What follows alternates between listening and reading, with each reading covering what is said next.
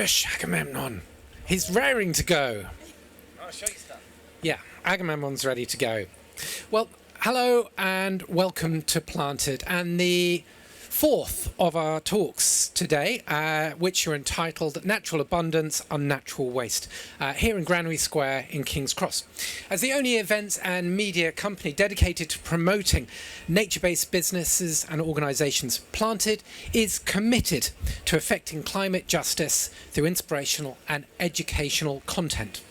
Through a series of talks and events, we aim to make the commercial case for sustainability and regenerative thinking across all aspects of our lives to create a cleaner, greener and healthier future. Today we're talking the power of nature, which has generously been supported by our partners Solcell, who are the suppliers of this PV system, which takes our whole event off-grid. And in it we'll be examining why maximising the use of natural, renewable energy is such a seemingly contentious issue. We'll be discussing the pros and cons it creates for the built environment, communities, and its impact on the planet. And I'm delighted to welcome, alongside myself, a series of fantastic, knowledgeable, and experienced speakers whose passion and general enthusiasm about the subject I'm sure you're going to really enjoy today. And today we're going to be investigating the subject from a technical, social and financial perspective. So here to join me, we have Michaela Cryar of Younity, the energy company, Agamemnon Otero, MBE, who's the CEO of Energy Garden, and we've got Justin Etherington, who's the Associate Director at Buro Happold Engineers.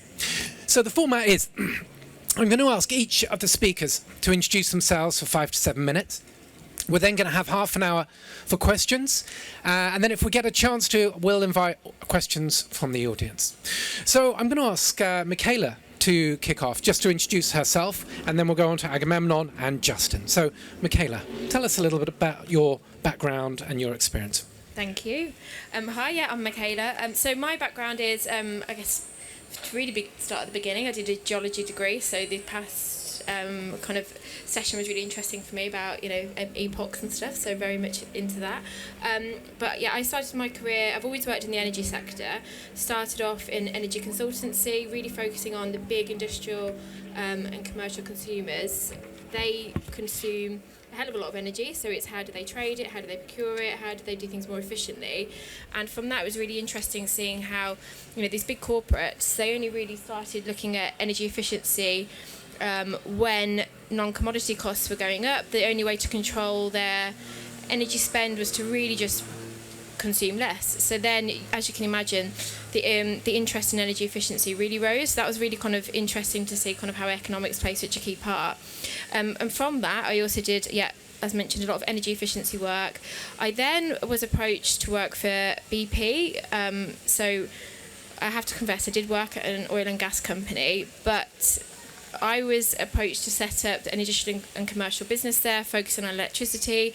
So my kind of thought process was, if the big players want to get involved and I can help and help electrify the UK, then that can maybe be a good thing. From there, I worked in their strategy team and again was very involved in big renewable projects, but unfortunately got pulled very much into oil and gas strategy projects. And from a personal perspective, that was when I think I probably did some period of self-reflection and really thought, what am I doing here? I think before that was probably, I guess, your average citizen interested in sustainability, but didn't give it as, recycled and stuff, but didn't give it as much thought as perhaps I should. So at that point, as I said, a period of self-reflection, thought, okay, I want to focus more on sustainability. This is not what I want to do in my life. I want to make sure we kind of, we're in a climate crisis. What can I do to help? So I was very fortunate at that point to discover the world of community energy. And Aga will no doubt tell you fabulous stories about community energy. But community energy in a nutshell is when people get together and rather than private companies owning the wind, solar or hydro assets, people own them, they get return on investment and the communities benefit. So it's a real win-win. And I've worked in the energy sector, as I said, for about 13 years, and I hate to say I'd never come across community energy. So one of the reasons why I wanted to be here today is just to really, if you haven't heard about it, please Google it, look at Younity, my company's page, look at Energy Garden. It's such a wonderful movement. And so where I work now, I'm pleased to say, is a joint venture that's solely focused in community energy with two parent companies, half owned by Octopus Energy, who are doing wonderful work in innovation and really trying to help the consumer. The other parent company is Mid-Counties Cooperative, so really got those cooperative ethics and values. So the real kind of day-to-day part of what we do at Younity is we physically buy the power that these community-owned solar, wind and hydro assets produce. We've massively grown. We had about 45 on our books. We've now got about 200, and we're the only supplier that's solely focused in this space. So I'm in a very fortunate position where I get to see community energy groups across the country, from Scotland to London, some focused in energy efficiency, some focused in youth training, get to see the real spectrum, but also get to see some of the challenges they face in their development of new renewable assets, whether that be planning, grid connection, etc. But at Younity, we really also exist to try and help the movement grow, raise awareness, and some things that we're doing to help facilitate is we've spotted that there is an issue of finance at the construction phase. We've launched something called the Community Energy Accelerator, which is a loan facility to really help these projects get off the mark. Also done some other exciting projects in terms of innovation with Energy Garden and Patagonia. So just really trying to help the sector grow. And in a personal capacity, I have also helped founded a new community energy group called Youth Empowered that's really focused on getting the next generation involved in community energy and giving them a voice, because we need succession and we need knowledge share. So yeah, that's an overview for me. Great, thank you, Michaela. Agamemnon. Hello. How are you doing? As said before, my name is Agamemnon, and I have spent the last 15 years focused on community development. But I come here to you sort of having been to the promised land. My grandmother was indigenous Uruguayan Indian, and she set up cooperatives in Uruguay. And then my mother in New York, they set up co-ops. My grandfather was a policeman, set up Co-op City in New York City. And so I come from a long line of cooperators and cooperatives. And I studied math, then medicine, and then architecture. Not because I was really keen to be a doctor or because I wanted to be an architect to build buildings, but because I was really fascinated with structuring well-being. And that has really been the basis of what I have focused my attention on, and there's no way to do that as an individual. You have to switch that me thing to we, and the cooperative hive mind is way more powerful than any individual. You know, I can tell you that I have Jonathan Porritt. I interviewed him for my master's thesis when I did for architecture. About 10 years ago, or got my MBE from Prince Charles, King Charles, or all those kinds of like really fancy things, or built the first blockchain energy trading pilot on a national grid in the world, built the first community solar projects on social housing. But the most profound thing I can share with you guys today is that the community development work, where you bring people together to invest into renewable energy infrastructure, and then get a financial return from that, which then empowers them to do whatever they see fit. So I have helped to build and support through Cooperative Natures around 9 energy cooperatives within 2 miles of where you're sitting right now. And the revenues from the renewable energy, which has been collectively invested in, where say, he'll put in 5,000 and she'll put in 10,000 and I'll put in 50, we all have one say, even though we have financially invested more. We have one say each because we're individually still whole human beings, regardless of how much money we put in. And I think that's what was missing most from the last talk, in which I consistently argue with Jonathan about, because we both sit on the board of another organization, which is equity and equality. Is that what's really missing from this whole discussion around energy systems and the resilience of our cities is equality, and how we as individuals are more than the sum of these multinational conglomerates who built all these buildings. We are individually very powerful when we come together and communicate our needs. And it's an incredible gift to be able to come together in an organization, and I did bring my organization, a cooperative which is Pan London, which has 30 gardens across the London Overground and has school training programs, young adults putting them into employment, finance, IT, technical, legal of solar energy, biodiversity, horticulture, working with all the rail infrastructure around London.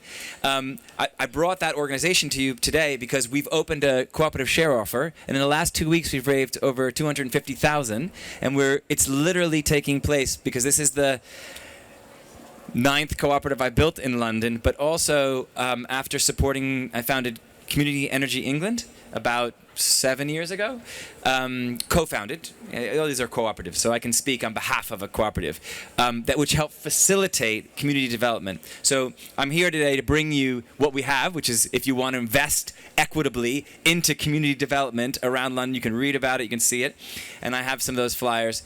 But that is really what will help the transition to take place.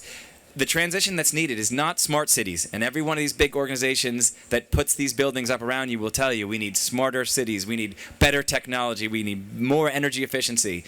No, we need socially smart cities. We need to embed the information into people. We need to employ people. We need to get them working. And the only way to do that is to have buy-in, to include them into the ownership and infrastructure that we're putting up. And we collaboratively do that, and we collectively deliver social change. And it's an iterative process. So it's not a one-off engagement program. It's a regular, weekly, monthly, annually process of being collaborative and delivering the social and environmental change we want to see. And I'm looking forward to talking with all of the people on this panel about that, and you. Thank you, Aga. Justin, follow that. Thank you. Thank you, Aga. A great introduction. So hi, Justin Etherington from Buro Happold Engineering. So I suppose I'm bringing a slightly different view to the panel today, and that's really about helping with the solutions. So we're talking about the power of nature, and we have the solutions. It's all well documented. We have very good solutions, but it's actually how do we integrate them. So what I represent is Buro Happold, which is a multidisciplinary engineering practice. About 45 years ago, 7 structural engineers sat in a room in Bath and started a company, and we're now 2,200 across the world, doing all sorts of facets of urban design and development. Specifically, I sit in the energy group, and we noticed about 9 years ago there wasn't really a home for energy infrastructure in Buro Happold, and it was something I was interested in. I worked in buildings previously. I've built passive houses and seen the value of what you can do in the system, or in the systems within the house, within the unit, within the building. But actually, you need to take that and scale out and think about the systems. How do you integrate this into the wider energy system? Does that happen at a district level? Does it happen at a borough level? Does that happen at a city level? How does it work nationally? All these things, and it's sort of a bunch of nested systems, and it's absolutely fascinating. But the principles are quite simple.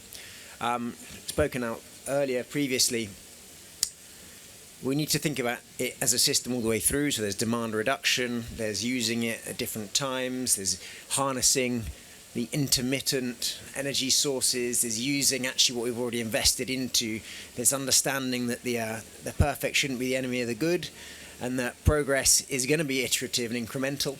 And so what we do as a group, my group specifically, we look at helping planning new development, so planning energy systems to be appropriate for the future, and now that means really non-combustible. Also, what we do look at is what do you do with an existing estate? What do you do when you've got something that you've built, a big university, and you've got all the heritage, and you've got all the investment made there, but you've got these great goals that we want to hit too.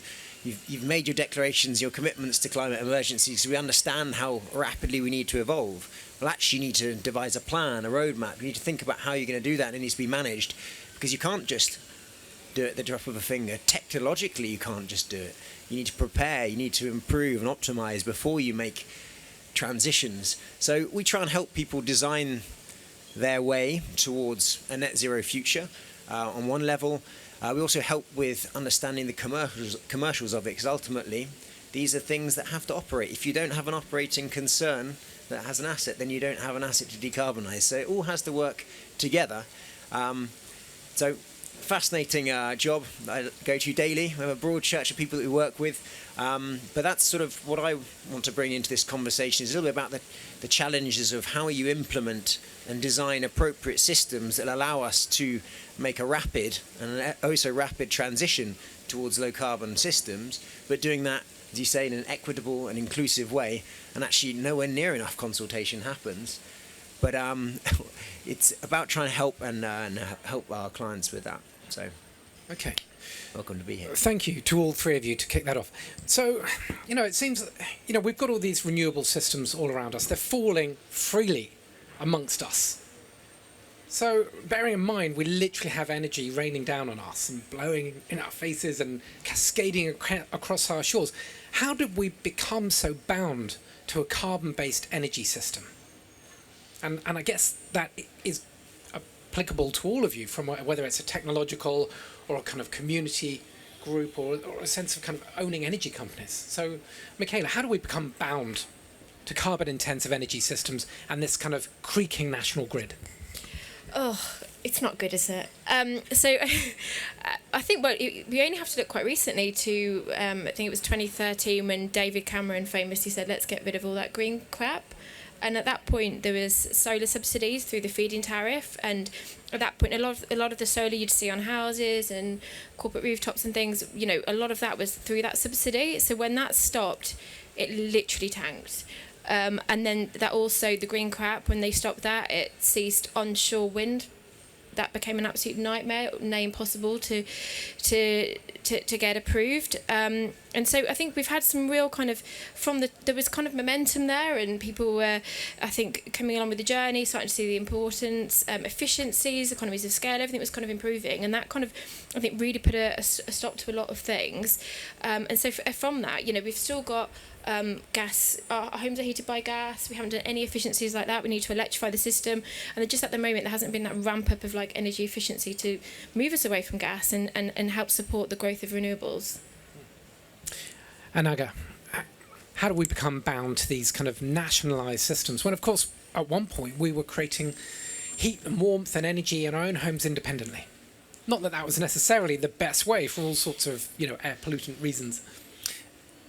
So I think that the idea of like serfs is sort of sits at the root of all of this, really. I mean, you look at the Rochdale Cooperative, which is what the energy cooperatives use across the UK, and was set up by coal miners because 200 years ago they were realizing that these pits were completely unprotected. The big landowners would get these people in and they would treat them improperly, and they had no recourse. So they put these cooperatives together to protect themselves as individuals, and it was built as a safety mechanism for this piece of lump of dark material, which we all say is bad now. We used to be a format for getting people out of poverty and warmth, and they came around it in a cooperative. So the irony is effectively it was a tool. The cooperative was a tool used to get. This is not the first time we've been subjugated and turned. The energy has been used as a weapon against humanity. It's just a commodity. So I think if we think about it in that context, you realize that those who have power usually administer it to a point where they can continue to lever that power. And I don't know, do you remember the Big Six narrative? We used to hear, Big Six, Big Six.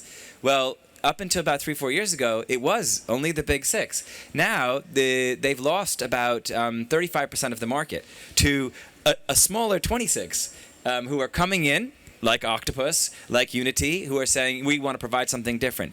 But very similarly, as opposed to there being what the libertarians or the conservatives or coming into the market saying, oh, we'll have new entrants and we'll be able to bring the price down, what happened? The price went up. Remember when that happened last? Education. We're going to bring in all these private suppliers to do that. We're going to allow everybody to go to school. And what do? We're going to put a price cap. Remember how much it was? 5,000. Then what was the next price cap? 9,000. No one's going to go there. We're not going to go there. No one's going to go there. 10,000. 12,000. Now you're up there. This is an old story with a lot of talk. So I think it's about people who are in power who don't want to release power, and then using it as a subject to then make people feel divided. And energy is something that we can come together on and feel collected and unified, and we can be in power. Only 1% of the UK's energy mix was renewable in 2000. Now it is like roughly 40. How much of a percent is owned by people who live in the UK? Less than 1%. We have never heard on the national news, we want to talk about energy security, let's own our energy. There's no, we would be able to reduce our energy bills right now. So I really do believe, as you can hear, in the social context of cooperative energy and collective ownership. And that is why, because it's divisive, energy is being used as a tool, and it's very effectively being used by large corporates. And Justin, I guess from a more technological perspective, how did we get bound to these carbon-based energy systems to power all our buildings, our built environment, our cities? I think we have to also remember that at the time, maybe we should have been looking further forward, but we weren't. And so actually the recognition really, there's this, what was covered up, how much do people know about climate change? But, when these things were coming through, you've got to think about the boom that they were creating and the luxury they were creating. People have expectations of having electricity. People have expectations of being warm. Comfort expectations societally increase. And so, in a sense, we walked into it, but we weren't really, maybe looking hard enough into the future. And so we found ourselves now in a particularly complicated position. And, in the UK specifically, we've got this... our dash for gas and our dependence on gas is quite unique compared to some of the other countries. But it puts us, and it has put us in a very complicated position for launching alternative sources of energy because simply it was economically very competitive. It was only till recently when the gas really started to ratchet up that we had suddenly people going, oh, this is really expensive now, but it's been remarkably cheap. So very difficult to change that from our gas, which is about 80% of our heating. And so we've got a really quite unique situation in the UK, but I think we walked into it probably because we weren't really looking far enough forward. But I think in one sense, we can look back, but the challenge is how do you then move away from that now? And that's sort of where we're at for me. But I can't speak about the political elements of it. I feel that's sort of how we got to it. Did you want to talk about the political elements? I'd just like to say that I think it has to do with energy literacy, and I don't think that's taught in school. We don't, as people, understand it. And to be clear, let's just think about fuel poverty. Right now, you're talking about this in Wales, Scotland, and Ireland, fuel poverty is 10%. If you spend 10% of your average income on energy, that makes you in fuel poverty. But in England, it's different. And that has to do with the current administration trying to re-strategize how they communicate the effectiveness of their government policies.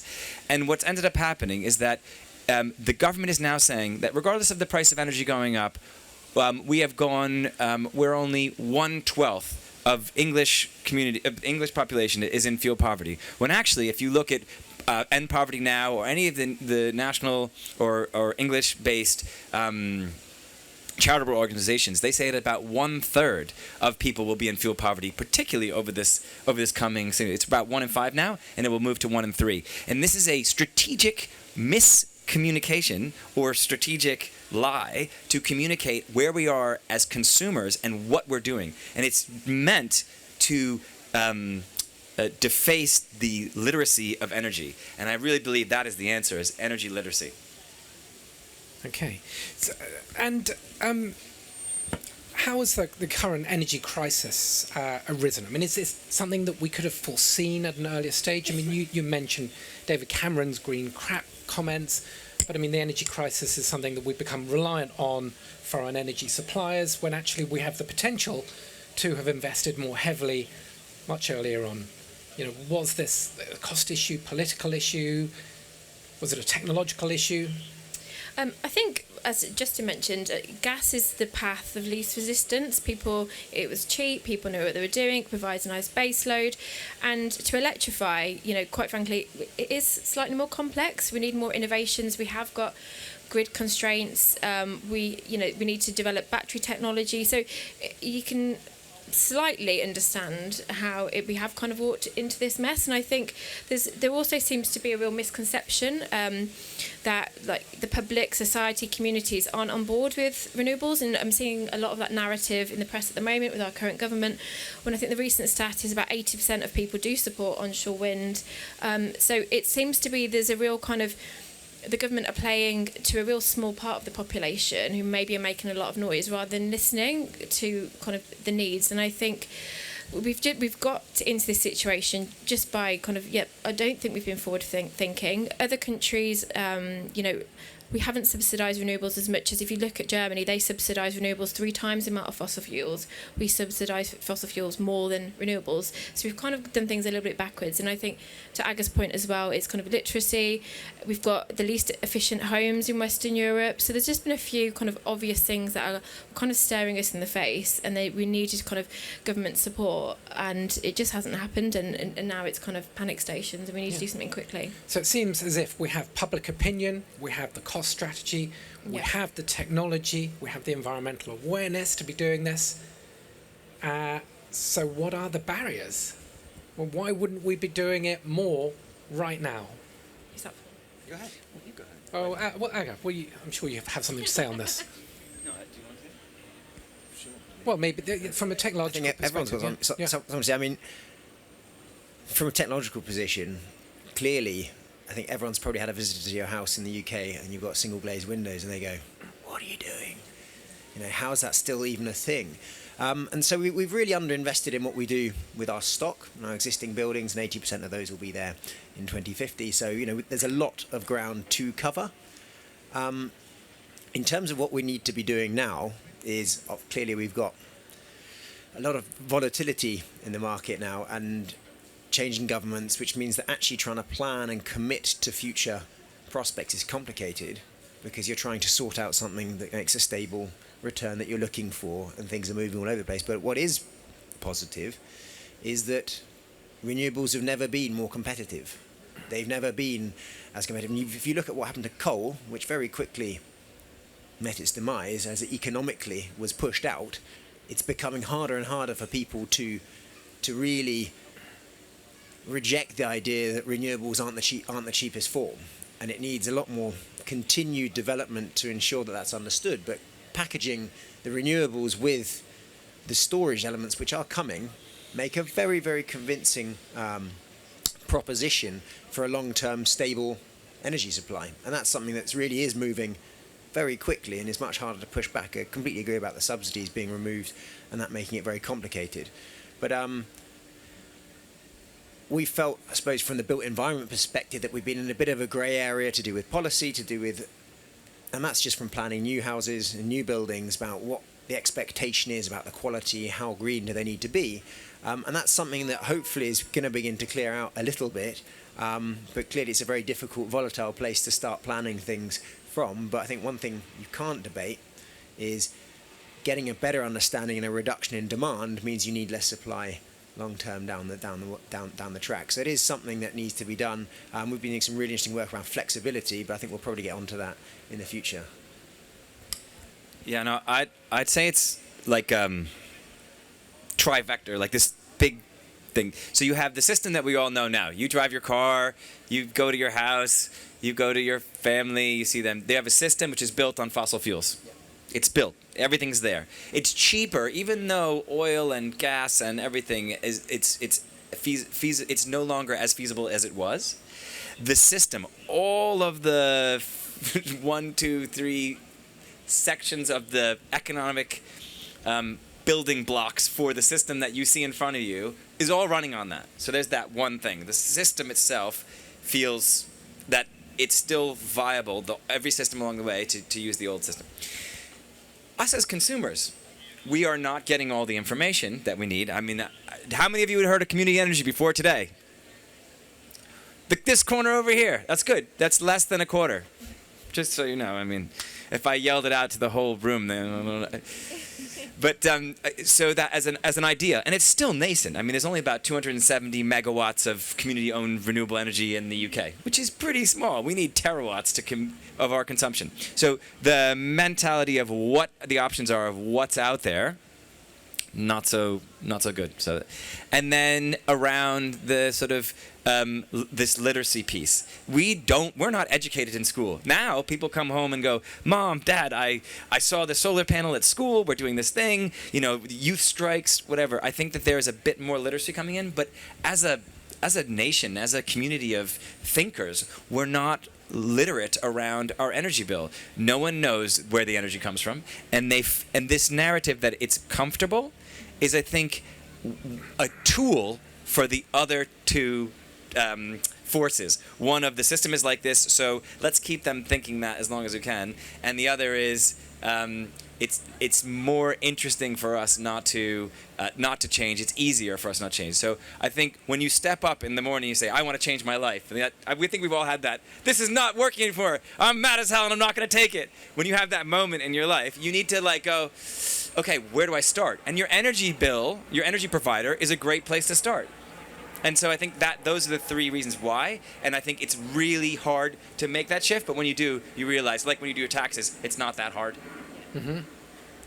So getting into this idea of community energy, I mean, firstly, what are the benefits? Okay. And then how do you actually do it? And what's the relationship between what you do and the technological aspects, but also where does the energy company step in? So where does the process? What are the benefits, and where does the process start? And what is that? Okay, this is probably where I should be really succinct, because this has been my whole life. You've got 2 minutes. I told you exactly, about that. succinct, right? Community energy is where people come together collectively to invest in a renewable energy asset, and there's a return that comes back to that community, and it is spent to deliver the social and environmental outcomes that they deem worthy. That's it.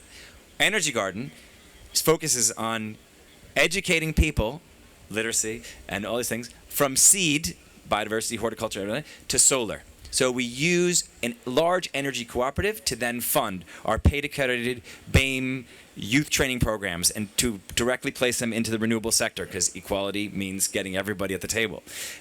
Schools programs, and then huge biodiversity packages. So those are our direct outcomes. And then, because I've been working in the community energy world for a long time, there was no one who's created a metric which would specifically link it to the UN Sustainable Development Goals and the proxies for national government on health and well-being. And we do that through a metric where we actually show this is how many people have experienced these benefits. This is them pre and post a year's worth of experience in volunteering or going through the youth training program or employment before and after. And that is the direct deliverables. And if you have any questions, you can look at all the back end work on it on the website.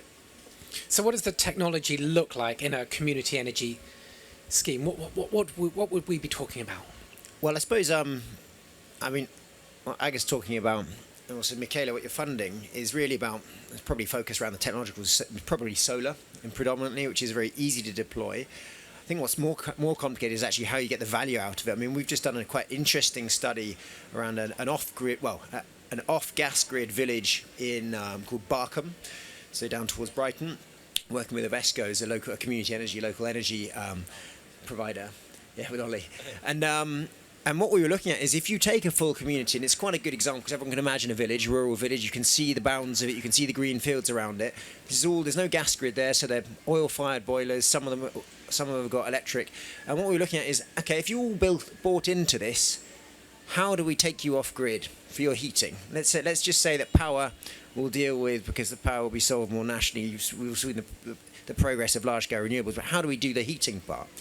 And we actually proved that there's two ways you can do it. One is that you just try and hope that people will do it on their own as they go, and that's going to take a sort of patchwork type approach, and that will get there, but it will take longer. There's less commitment to it, and you've got to get everyone on board. Whereas if you took a more coordinated approach and you used the local community energy company, and you said, right guys, we're all going to do this, you could actually save, and you brought in a smart energy system to allow some coordination, so you can actually manipulate what you've got there as an infrastructure. You could actually save about 70% of the upgrade cost for the electricity network to get it there. Yet still everyone's hot, still everyone's warm.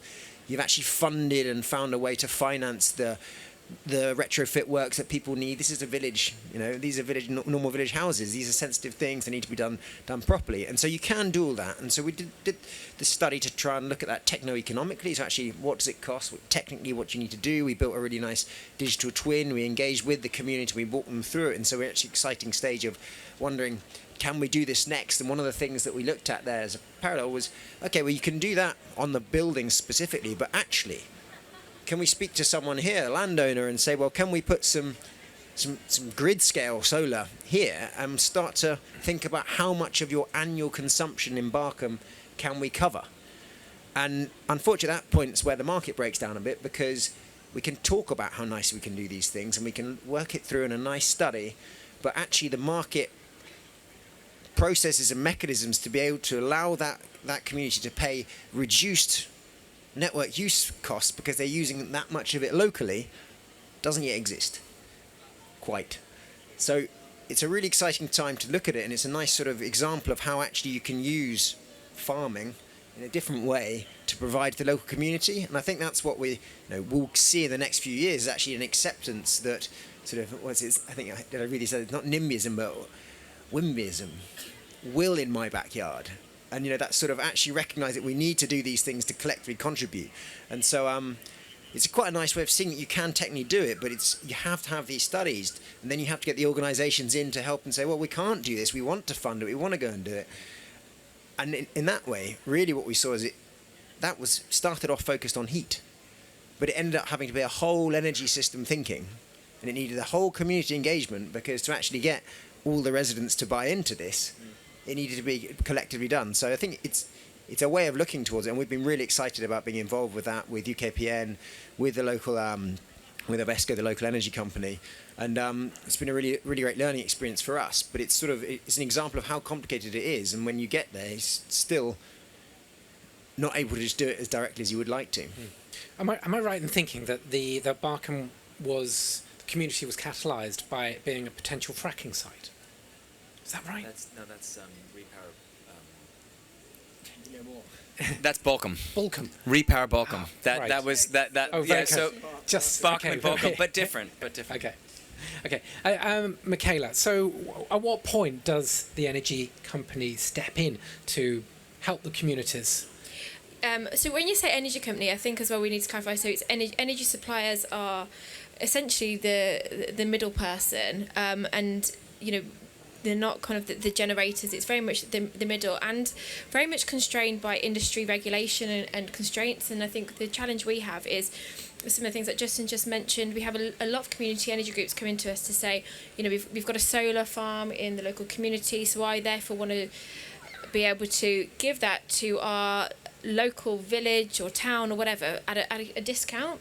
And unfortunately, the way the market is currently set up with the grid and regulations, there isn't really a way around that at the moment. You still have to export to the grid, and it goes into the big pond of energy and comes back out. So with that, I think from speaking with community energy groups, we're constantly trying to innovate and support. So as I mentioned at the start, one of the things we do is physically buy the power that these assets produce, and where we try and be fair is, if it's a 20 megawatt humongous solar farm, or whether it's a tiny solar on a school roof that exports practically nothing, we'll give that the same kind of commodity price. So it's trying to ensure that these communities are getting a fair price. We'll actually quote for them, because not everyone will, because they say, oh, that's too small, it's not worth it. So there's that kind of element. And then it's also the innovation. So through working with Energy Garden, and we've been able to do a really cool kind of product innovation with Patagonia. So that's working with corporates, linking them up to kind of create that kind of circular economy type model. And it's not within the framework of the kind of regulations, but it's like how can we innovate and do what we can to support where possible. So lots of things, and also grants, loans. Unity are doing a number of things in that space to try and support the sector. Okay, so just coming on to the current situation, and obviously we seem to be in a. I mean, this is obviously a very pertinent issue for everybody. We're all thinking about the rising cost of energy, and it seems, the issue of profit is completely absurd, isn't it? I mean, the energy companies seem to be making phenomenal profits, and at the same time there is an equal sort of rise in fuel poverty. I mean, is it immoral to be profiteering from what seems to be a basic human need to keep homes warm to habitable, healthy levels? I'll just quickly answer. So from my perspective, I think it's also that clarification, and I keep saying it's because I get asked this a lot, when you say energy companies, it's the oil and gas companies, it's people that's physically getting out of the ground. They're the ones that are making huge profits, and then the suppliers kind of sit in the middle, and they have to physically buy the power that's on the wholesale market. And if the price of power is 300 megawatts and they need to purchase it at that, they can't control that, so they're not making the big profits. But the oil and gas companies that sit behind it, the gas price is obviously a huge driver. They're the ones that are making the massive profits. I think the name windfall is because a windfall is something that's kind of landed on your lap without you doing anything for it. It's just kind of happened. You've been very fortunate. So a windfall tax, I think, I don't see why the hell we're not going down that route, because it doesn't seem fair. Why should these companies kind of accidentally stumble on this humongous cash cow without, if we don't do a windfall tax, it's kind of, my perspective is those billions should be then put into R&D. There's so many things that we can't change from a carbon and trying to be eco-conscious, like jet fuel on planes. We still want to fly. People aren't going to stop going on holiday.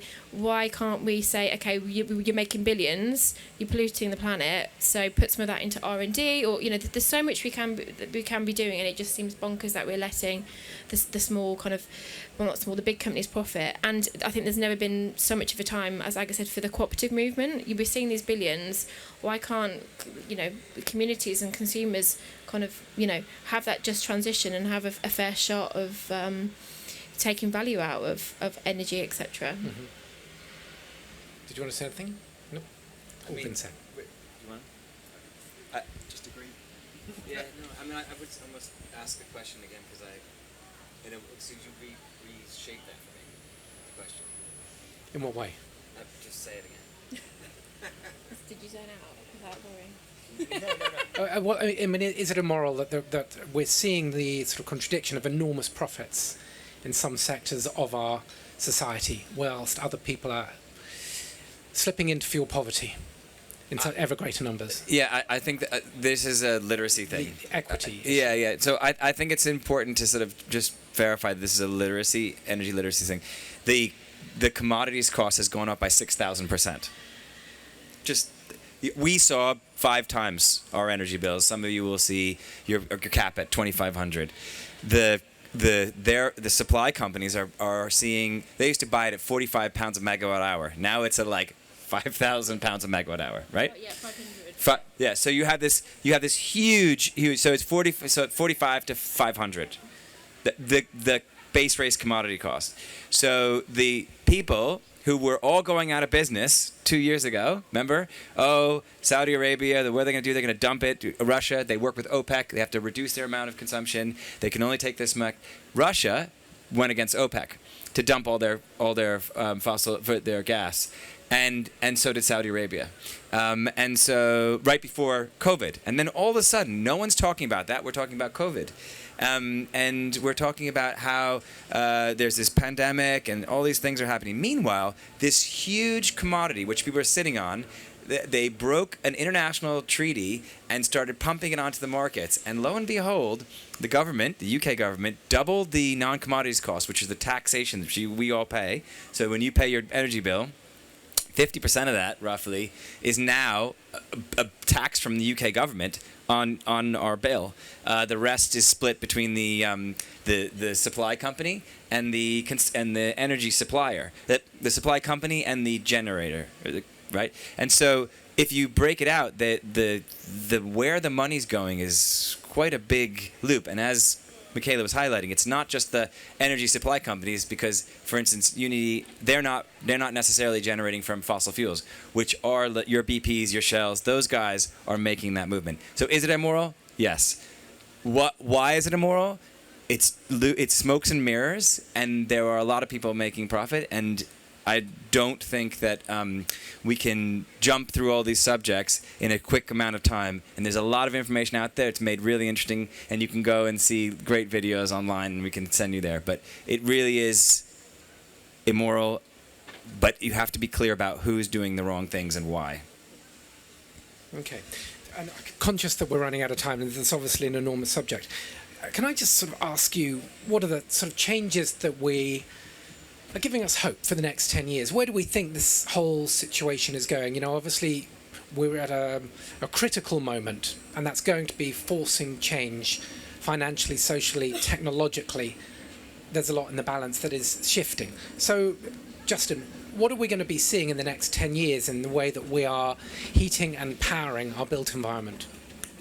Well, I think there is a lot of room for hope. If you haven't got hope, then, what have you got? And what gives me a lot of hope is that I look at it technically, and the solutions are there. They're really very well established, and they will be improved. And the more that we learn about electricity storage, the better we'll become. That's an important one. But I think what's really driving it, I suppose what I keep coming back to is it's got to be economically sustainable, and those models need to be made, and that needs actually everyone to do their bit. It needs to happen across the community groups. It needs to happen from the big corporates down. Everyone needs to do their bit, and I think what I'm really enthused by what we see is the commitments that people are making. So they might be big and they might be doing other things, but they're sort of big commitments to be net zero. As to how they achieve it is what's driving actually the behaviour of a lot of places, and the literacy, as you say, almost every higher education campus in the country has come out and said we want to have net zero goals and we're making our plan and we're going to deliver on it, because the consumer, the student coming through requires that. If they're choosing between two universities and one's saying, no, we're definitely doing it, here's our plan, we published it, here's the actions we've taken, and another university says, well, we've sort of made some comments, but we haven't really embodied it and we're not doing it, then they're more likely to go to the other one. So the consumer is changing, and that's from a corporate position. The office is what people demand from the real estate they're moving into, the ESG, the funding. Ultimately, there's so much money that's trying to get into energy projects. It's just being able to demonstrate a solid case for them that people are prepared to invest into, and that's the really difficult thing to do, because obviously you're slightly crystal ball gazing a little bit about how it works. But no, I feel very positive about it, and I think but it does need everyone to do their bit. We all need to do it. So as Aga said at the beginning, if you don't have a green tariff at home, but you could, then you should. And we need to do those little bits, because it does ultimately help. It helps change the percentage of the market that's doing that. It gives the right signals. Should we be turning down our thermostats? Well, maybe a little bit. There are lots of things we could all be doing at home. There's lots out there, but everyone has to do their bit. And it starts by asking for it as well. And that collective request in an equitable way to make the just transition is what we have to make our contribution to. So I'm very positive about it. But we have to keep on asking and persisting and challenging. Mm-hmm. Okay. Yeah. What changes do we hope to see in the next 10 years? I hope to see a place where when you go and look at your IF ISA, you invest into community energy. We were the first ones to allow that to happen. I think when you think about buying energy, when you think about investing in your home, you will go, I could buy, there's 7 trillion pounds of housing stock in the UK, and everybody loves owning their home, but they don't own their own energy. So that people will think about energy as an infrastructure that they could invest in, and that would follow them around. So you could say, I'm moving house. I'm not going to, I can't put solar panels on this, or I can't put a backup battery system, but I can invest into an energy cooperative, and I'll get that return, and it will follow me, and I'll be able to give it to my children or family members or whatnot. A place where the revenues that are generated from an energy system in an urban context, which then are then plowed back into the people's desires, right? You're sitting in an urban common right now. This is not someone else's land. This is your land. This is public land. We as taxpayers pay for that. Therefore, we have a right to help facilitate it. It's not just incredibly gifted architects and incredible engineers who get to decide your fate for the rest of your life. You want to have a say in that, and I believe in 10 years we will have a place where people are embedded into the decision-making process of their environments, and that would be my hope, and that is what I work for every day. Thank you. Michaela. Well, yeah, totally agree. Really, if you're kind of, from what Aga said and what we've spoken about in this panel, I think community energy is such a wonderful tool. It's very empowering. And I think as well with eco-anxiety on the rise, a climate crisis, it's a real way of feeling empowered and taking physical action, which, is quite hard to do sometimes. And, and you don't need to be an engineer. You could, you have a social media background or just general interest or be an accountant, lawyer, or, just someone who just wants to get involved, whatever. It's for absolutely everybody. But I think what makes me optimistic is I think that we as a nation can be brave, and we have faced challenges. And when we look at like COVID and how our behaviour changed so rapidly, so it's kind of that let's be brave and let's just go for it. And I was reading the other day about the transition we did in the 70s from town gas, when our gas was based on coal, and then we changed to methane. based gas, and that changed 40 million appliances in millions of homes, and we did that as a country. We did that change, so it's kind of, we've done it before, why not do it again? And I think the other thing that really inspires me is younger people coming through who are so kind of active in the climate space and want to make a difference. And I think, it's that kind of grassroots movement. We know if consumers and people, there's obviously power in people, they can impact corporates. If corporates can't start changing and changing their behaviour, then that subsequently impacts government. So I think there's lots to be optimistic for, and I think it's obviously awful, the current energy crisis and the prices, and it's going to be detrimental to so many people. But for the first time ever, people are talking about energy efficiency, and it's been questioned. And in light of the climate crisis and our goals and aspirations, these conversations need to happen. And I don't know if you saw in the budget today, they have mentioned that onshore wind, the planning for that should be slightly eased. Onshore wind can be up and running within 6 months. It's 9 times cheaper than gas. So I think there's a few things to be hopeful for, absolutely. Okay. So this sort of relax the planning issues for fracking and onshore wind. Yes. So sort of take with one and move with the other. Yeah. Okay. But one works, one doesn't. Right, exactly. Okay, we've just got a couple of minutes left. So obviously energy, community systems, the supply of energy is something that you are all heavily invested in every day. We've got an audience here who might want to go and explore that a little bit more. Could you just give the audience one great example of a scheme maybe that you've worked on, or maybe that you aspire to in England or abroad, that they can go and explore and understand a little bit more and engage with this subject? Yeah, I think to engage with the subject, a good place to start is Community Energy England, which Aga mentioned earlier. They've got a lot of resources. Younity, the company that I head up, we've got a map where it details all the community energy groups we work with across the country. So it's a good way to try and find your local energy group. If you're based in London, AGA, Repowering London, Energy Garden, there's a number that are local, but you just find as much as possible. I've recently founded a group called Youth Empowered. That's a community energy group that's not geographical, it's across the country, so if anyone's interested in that, have a Google of that as well. Great. Aga?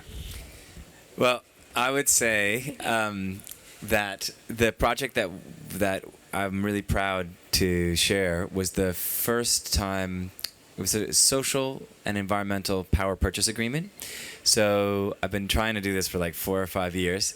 And we were able to broker it with Younity, which is with large corporates. So they buy our energy. So if you wanted to buy community energy, you can sign up to Younity and you can get some of our energy as individuals. But if you have a business and you're purchasing, you can do a direct power purchase agreement with Energy Garden. And so Patagonia, the clothing brand company, all their UK stores get their energy from Energy Garden. Pucka Herbs Tea, all their energy going to be coming from Energy Garden. And that to me is something that I'm really excited about. So like I said, there are 30 gardens across London which are having biodiversity programs and youth training programs and schools programs. And you can become a part of that today, become a member from £50 up to 100,000.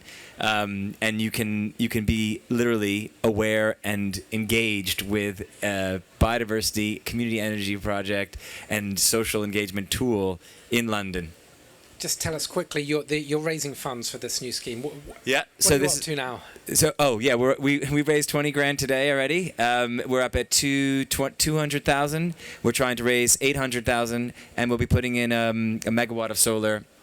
We already have our corporate partners for this project, and we have a whole program of large-scale solar on the rail and on hospitals and schools. So we'd love you to get involved. And it's a 5.5% return. It's not bad. So if you're talking, but it's also about the social programs. You'll see youth trainings and schools programs, and over 10,000 square meters of biodiverse space increased every year. Can I just go that really quickly? Sorry, just what you mentioned about if you're a domestic consumer and you want to have community energy at home, it's actually the co-op community power tariff. The energy we buy is put into that tariff. Just wanted to correct that. If anyone's interested, check it out. Yes. Well, I think difficult to follow, but I think if you're interested, there's a lot going on in the community energy space from these guys. We've got, obviously, I've talked about it a number of times today, but the community heat there's a website set up for that, and I think that's an interesting read. There's some nice graphics and some nice explanation of the process we've been through, and I think it's a good example of the thought process and the kind of things that you need to consider in transition. And I think also probably not enough is made of the great local authority efforts made by passionate sustainability officers in their local authority. So Camden, well, some of them for those, and so there's often useful resources and actually helping to make sure that you're showing your support for things that need to happen, because there's not enough support for those champions of it. So no, I mean, I think these guys know the real resources there. Okay, great. Well, thank you to all of you. I mean, it's clearly a subject that I don't think enough people really engage with, and as you've mentioned, it's sort of all sort of smoke and mirrors trying to understand exactly what's going on. But it's really inspiring to hear your stories about how you can bring communities together, and the multiple benefits that happen when we bring people together. Not only are they kind of creating their own energy, we're investing in renewable energy systems, we're reducing costs, the energy is going to the right places, to the right people, and there are just seems to be so many opportunities and benefits. So thank you to all of you, to Michaela, to Agamemnon, and to Justin for joining us today and to expressing your ideas and your experience to our audience. Also, thank you to our media partner, Enki, who will be talking and writing up about this. You'll be able to see this talk on our YouTube channel. Thank you also to King's Cross for hosting the event today, to Pytch, our AV company, and to Solcell, who has managed to help us take this whole event off-grid. So that's, I think, a really fantastic first for us and Planted. Thank you also to Voylok, who are our sponsors and creators of these kind of slightly crazy, kooky boots, which are available alongside a number of our other Planted partners down in the Wolf and Badger store down in Coldrops Yard. So if you'd like to know more about any of the work and the partners and the talks that we've been doing here, you can go to planted-community.co.uk and sign up for our newsletter. But for now, thank you all for joining us. This has been The Power of Nature. My name's Oliver Heath, and thank you very much.